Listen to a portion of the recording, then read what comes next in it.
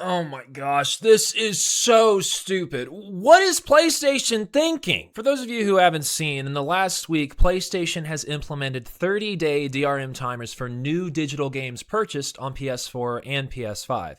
Now, what does this mean? Basically, if you purchase a new game digitally on the PlayStation Store, you are required to stay connected to the internet in order to access this game that you have downloaded. If you disconnect from the internet, a 30-day timer begins on your system that will revoke the license of the game if you don't connect back to the internet. This has been blowing up online, and it seems that there's a lot of misinformation being made about this news, so I'm going to try and cover this as best as I can. But before I continue, I just want to say a huge thank you to today's video partner, NordVPN. In a time where it seems we're losing so much of our freedom online because of surveillance and website trackers, NordVPN is the best tool to combat this. More than anything, NordVPN wants to protect your privacy and create a more safe experience for you on the internet. That's why when I'm doing research for one of my videos, I always make sure to have NordVPN's dark web monitor on so that my personal information is secure. So you don't have to worry if you accidentally click on a shady link. NordVPN's Threat Protection Pro will protect you from all different kinds of malware that's out there. And you can also use NordVPN while traveling abroad so you can pick up where you left off on whatever you were streaming. Right now, NordVPN is collaborating with me to give you guys an awesome deal when you sign up for a 2-year plan using nordvpn.com/jacobweeby.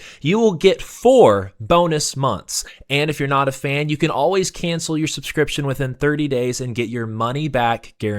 Honestly, this is a no-brainer, and I hope you guys are able to take advantage of this deal. A huge thank you again to NordVPN. Now, back to the PlayStation 30-day DRM timer for games. When I first saw this news break on April 19th, I quickly just disregarded it as clickbait, and I didn't do a video about it because I had seen sources online saying that Sony had confirmed that this was just a bug with the PlayStation servers and that everything would be back to normal after a week or so. It didn't really seem like it was a real issue at the time, but things quickly became complicated within the next week. What really made headlines a few days ago was PlayStation support responding to players asking about the 30-day DRM timer and if it was real. Well, PlayStation support did in fact confirm that the DRM timer was real. Now, it only affects digital games purchased after the March 2026 update, so any previous digital games purchased before this update should be fine. However, you can see in the next section that the support verbatim says that if the console does not connect to the internet within 30 days, the license expires and the game may refuse to launch until a connection is restored. After looking into this myself, I did some research, and while this initially did look like solid proof, I found out that this PlayStation support, like every other support online, was AI. This was just an AI chatbot. The DRM question still had not yet been confirmed by PlayStation. Now, right when I was about to edit this video, we actually got a public statement from PlayStation regarding the DRM timers saying players can continue to access and play their purchased games as usual. A one-time online check is required to confirm the game's license, after which no further check-ins are required. So basically, we have this new chart that's circulating online about how digital purchases were handled before the update and how they're being handled moving forward.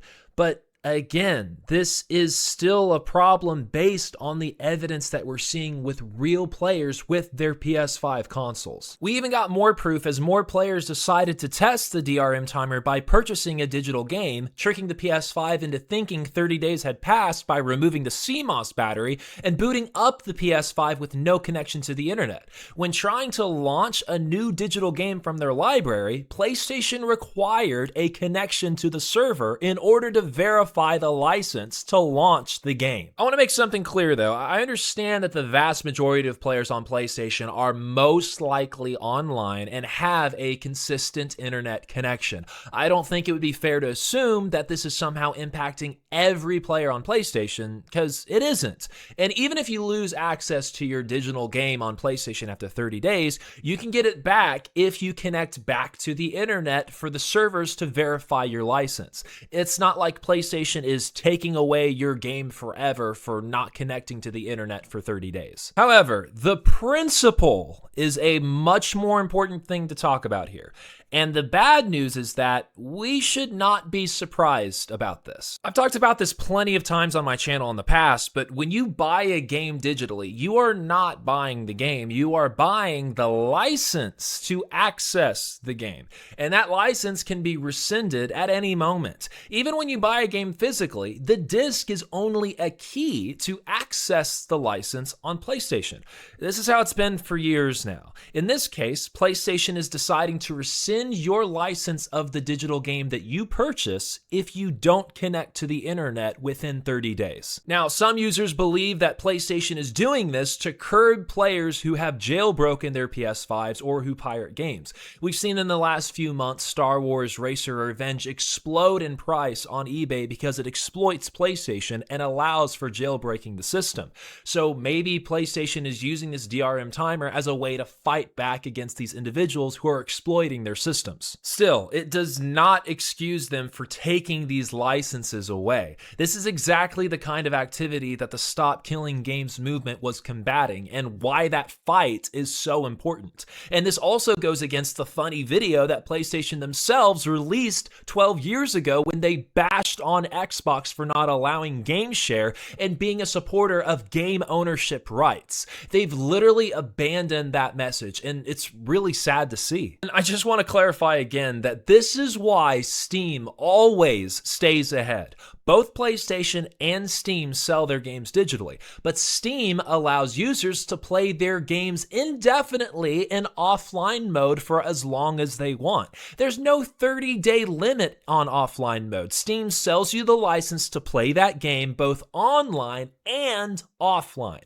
And that's the key difference here. Once again, Steam does nothing and wins. Not even Xbox has a 30-day DRM timer for playing digital games offline. So for all the PlayStation fanboys out there saying that this isn't a big deal, you would probably think that it would be a huge deal if Xbox did the same thing. In fact, as someone who loves PlayStation, I can say that recently Xbox has been taking a lot of W's with Asha Sharma making decisions as CEO. But PlayStation, on the other hand, has been taking a lot of L's, whether it was shutting down great game studios, implementing dynamic pricing, or raising the price of the PS5 Pro console to $900. But to summarize for everyone watching, the 30-day DRM timer that PlayStation is implementing for digital games is real. And although digital gaming is convenient, PlayStation has to be very careful with moves like this so that they don't destroy trust from their player base. But let me know what you guys think. Do you think that this is not really that big of a deal? Do you think that Xbox might take over PlayStation with this recent news? Will the Steam machine destroy both Xbox and PlayStation? Make sure to leave a comment below on what you think, and I'll catch you guys later. See ya.